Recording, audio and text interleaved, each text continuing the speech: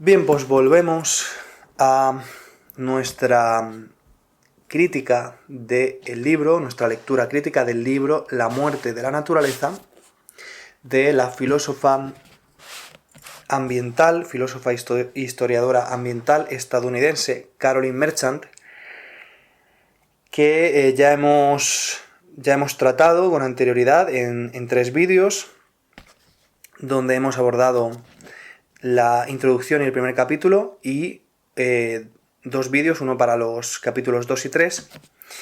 Ahora vamos con el capítulo 4, que es el mundo como organismo, donde se hace una breve recapitulación de esa información que se ha introducido con anterioridad y se allana el terreno para explicar la tesis fundamental del libro, que es que el mecanicismo, que la filosofía moderna, la concepción de la naturaleza en la modernidad, supuso la muerte de la naturaleza, ¿no? Como dice el nombre, es decir, el fin de la idea de la naturaleza como fuerza. En el mundo premoderno, la naturaleza era una fuerza, como ha explicado la autora en los capítulos anteriores, bifaz. La naturaleza era creadora, era la fuerza que crea y provee, pero también era una fuerza destructora, era una fuerza caótica, era una fuerza filtradora, que se asociaba, como ya hemos explicado en el primer episodio, con la feminidad, con el principio femenino. Es decir, había una relación simbólica entre la naturaleza y la feminidad. Por eso el primer capítulo del libro, y vamos a hablar con más detenimiento en los siguientes vídeos de esto, porque vuelve a salir adelante, es la naturaleza como mujer, ¿no? Nature as female, la naturaleza como una mujer, que yo traduje como la naturaleza es femenina, ¿vale? Frente a esa concepción de la naturaleza como una fuerza creadora y filtradora de apariencia femenina, está la cultura, que es una fuerza masculina y trascendente. Es decir, la naturaleza es inmanente, material, es la materia, es la mater, es la madre, y la cultura es el principio, diríamos, seminal, ¿no? Lo que introduce, ¿no? A través de la idea y moldea la forma. Es el principio masculino, es la capacidad de conocer y de controlar esa naturaleza, ¿no? Esa visión dualista, esa concepción de la naturaleza como bifaz y que va de la mano a su vez con una idea de la naturaleza como una fuerza activa, con el racionalismo moderno, con el mecanicismo, va a desaparecer. A partir de ese momento, la naturaleza va a ser desposeída de agencia, no de agencia, sino de actividad. Va a concebirse la naturaleza como un recipiente pasivo.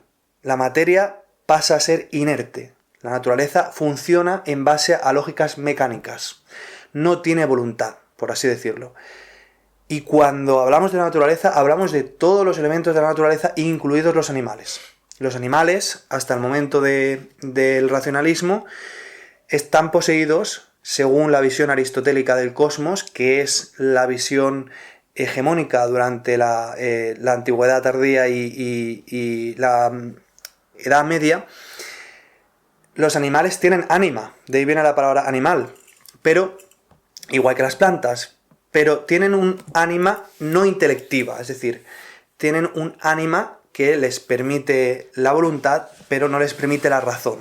La razón, dentro de esa concepción aristotélica, es exclusiva de los seres humanos y, bueno, de los ángeles, etcétera, ¿no? Que han sido dotados por el Logos.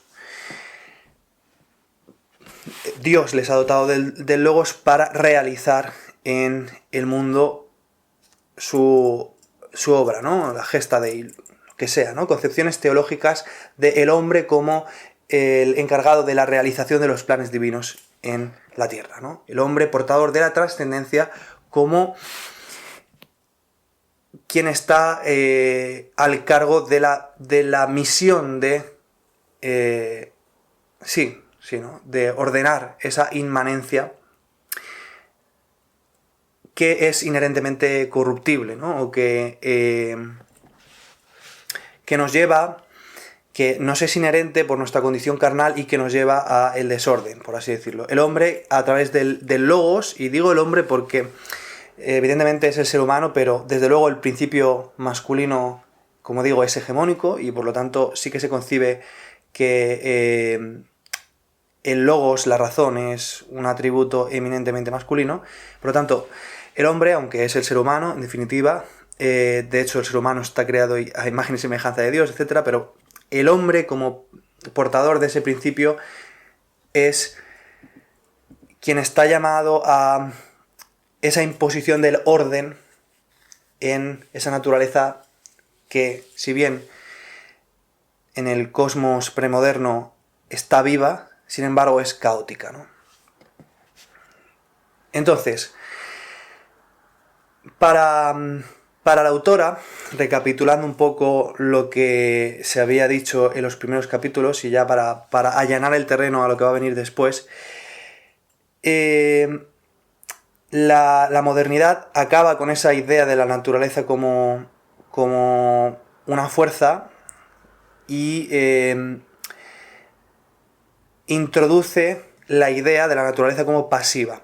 Eso, para la autora, debido a que la naturaleza está simbologizada a través del principio femenino, guarda relación con una sumisión del poder simbólico de lo femenino dentro de la cosmovisión moderna. Es decir, para la autora hay una correlación estrecha a lo largo de la historia entre el tratamiento que la cultura da a la naturaleza y el tratamiento que da la cultura a la mujer, ¿vale? Esa relación entre la feminidad y la naturaleza hace que alteraciones en nuestra relación con la naturaleza influyan de manera, por consecuencia, ¿no?, en cómo tratamos a las mujeres. Es una visión esencialista, si se quiere. Esta autora, Caroline Merchant, es considerada una feminista de corte esencialista, es decir, que considera que existe una relación entre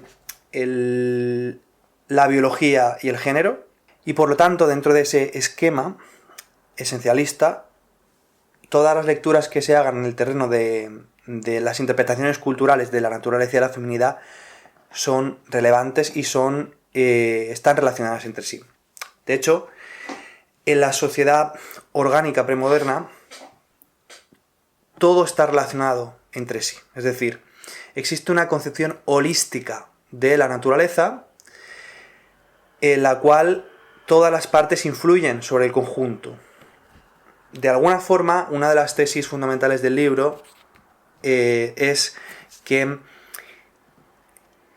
la ecología contemporánea ha recuperado la idea de la naturaleza como holística, que la naturaleza está volviendo a reanimarse a través del desarrollo de la ecología moderna, que ha comprendido que en el mundo vivo, en el mundo orgánico, la suma de las partes no da un resultado lineal. Quiero decir que la unidad es distinta a la suma de las partes.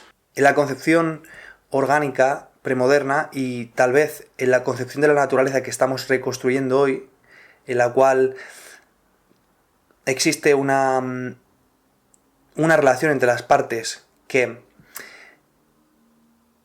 dan un comportamiento a la unidad que difiere de la mera suma, ¿no?, de sus componentes. La naturaleza está viva. La naturaleza no es un mecano, no es una máquina, ¿no?, como pensaba Descartes y como piensa y como considera el pensamiento moderno occidental, ¿no? en la cual los animales son mirados como meras máquinas, no tienen ni siquiera esa voluntad, ¿no? Es decir, si tú quieres hacer un estudio sobre un ecosistema, tienes que tener en cuenta que los animales tienen voluntad, es decir, recuperando esa visión premoderna, ¿no? Que, como habíamos dicho, en la modernidad, a partir de Descartes, que considera que los animales son un mecano, ¿no? Son un robot prácticamente, ¿no? Un mecanismo que funciona en base a unos instintos predeterminados y que, por lo tanto, se rinden a lógicas siempre, mecánicas, ¿no? En esta recuperación de la voluntad de los animales, cuando tú vas a analizar un ecosistema, pues la suma del total de las interacciones de los animales no puede ser cuantificada de manera mecánica. Por lo menos dentro de la ecología contemporánea se tiene muy en cuenta, a través de la estadística, etcétera, que existe un rango dinámico que produce efectos distintos a esa suma lineal de acciones preconcebidas que pudieran atribuirse a, por ejemplo, los animales por razón de su especie, ¿no? Bien, es decir, que los animales no son meros robots en ese sentido, ¿no? Entonces, bueno, ¿qué estamos diciendo? Que en esa naturaleza premoderna, holística, donde todo está relacionado con todo, existe una integración entre el orden cosmológico y el orden moral. Es decir, el universo está jerarquizado y esas jerarquías incluyen la vida humana.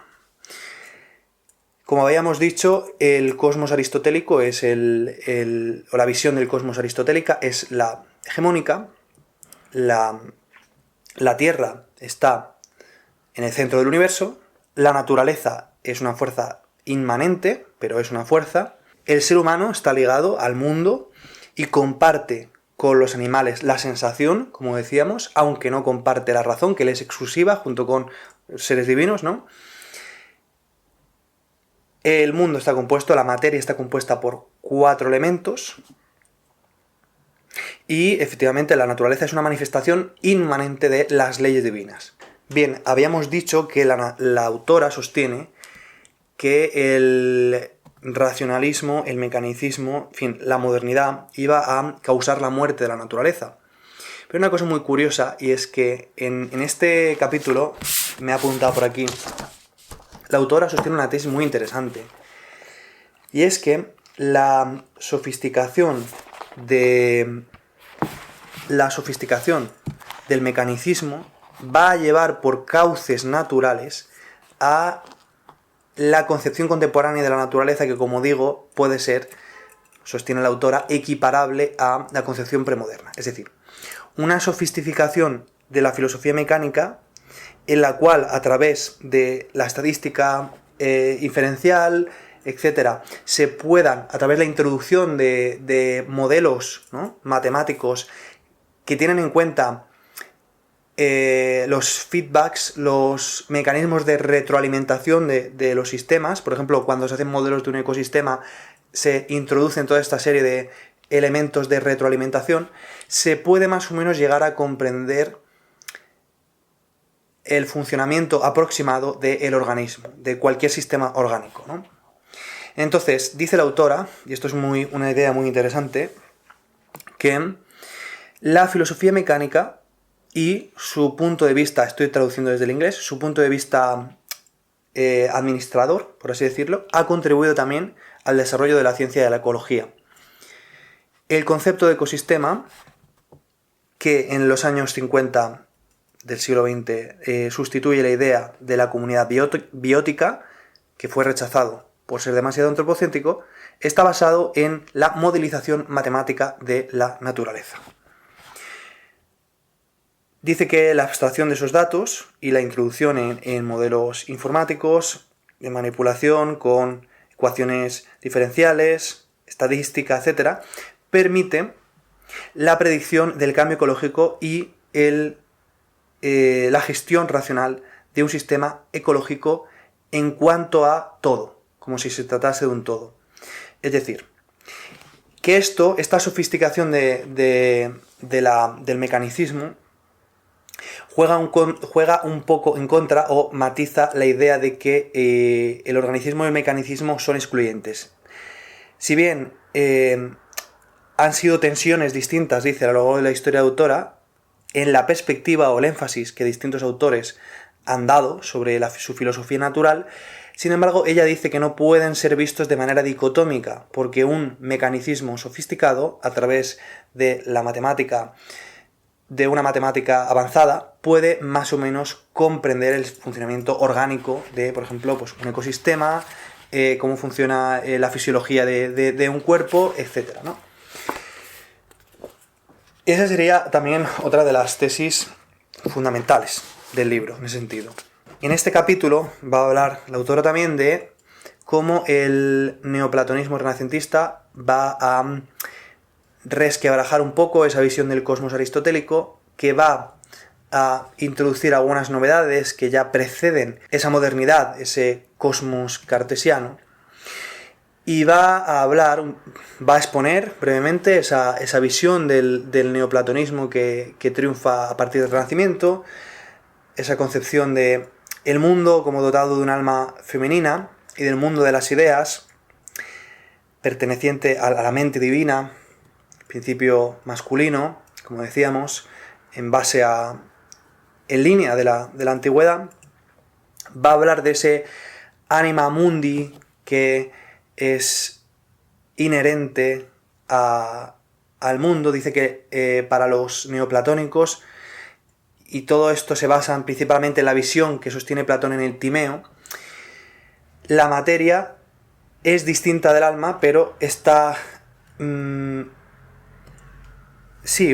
unificada, o que funciona a través de ese anima mundi.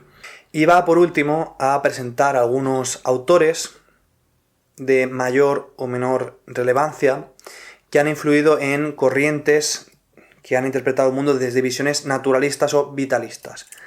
Va a hablar del caso de Giordano Bruno, que es un filósofo muy importante en el canon occidental, que sostiene una visión naturalista, heliocéntrica, donde la naturaleza es una fuerza inmanente, y que, bueno, pues desafía ese geocentrismo y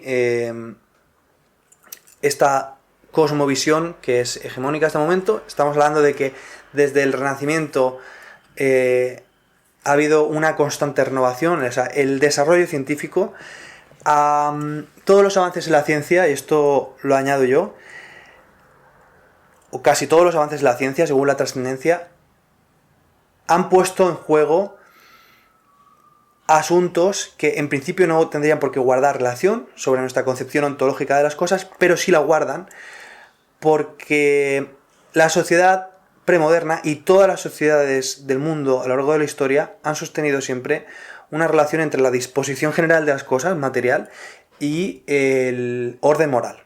Es decir, en todas las sociedades del mundo ha existido una relación cosmológica y moral. Solo en la sociedad moderna, a través de esa separación entre racionalista, ¿no?, cartesiana, entre materia y espíritu tan radical, es donde hemos empezado a considerar que la ciencia es algo totalmente distinto de la moral, pero no es así. De hecho, si fuera así, los avances en la ciencia no hubiesen puesto en cuestión todos nuestros sistemas morales y no nos hubiese traído a la situación en la que estamos hoy. De esto hablaremos aparte. Como podéis ver en mi canal, también he empezado a hacer una crítica del libro de Maps of Meaning, de Mapas de Significados, de Jordan Peterson, donde vamos a abordar este tema, así que suscribiros para estar al tanto. El tema es que, bueno, en este periodo, a partir del Renacimiento, empieza a haber todas esas voces disidentes, y autores como Giordano Bruno ofrecen diferentes visiones del cosmos que acaban, pues, en el caso de Bruno, pues quemado en la hoguera, como otros tantos, y que desde el punto de vista de la autora son la raíz, o debe de leerse en términos en clave histórica, son una escuela o una cepa, diríamos, de pensamiento que podríamos asociar a el vitalismo. a esa idea de que la naturaleza es una fuerza inmanente, ¿no? Que existe un alma ligado a la materia, las fuerzas naturales. En fin, voy a dejar aquí capítulo 4, el mundo como un organismo. Creo que he introducido ideas fundamentales y he repasado un poco qué es lo que habíamos tratado en el libro hasta ahora. Y pronto vamos con el capítulo 5, que es la naturaleza como caos, que yo creo que es muy interesante y que creo que el capítulo 5 y 6, la naturaleza como caos y la naturaleza como... os van a parecer muy interesantes porque hay mucha interpretación de género y está muy ligado con temas de actualidad en ese sentido. Así que, bueno, espero que os guste, que os haya gustado esta reseña. Suscribiros para no perderos la continuación de esta reseña del libro de Merchant y otros vídeos de distinta clase que creo que ofrecen herramientas filosóficas útiles para interpretar problemas de hoy. Así que nos vemos en el siguiente.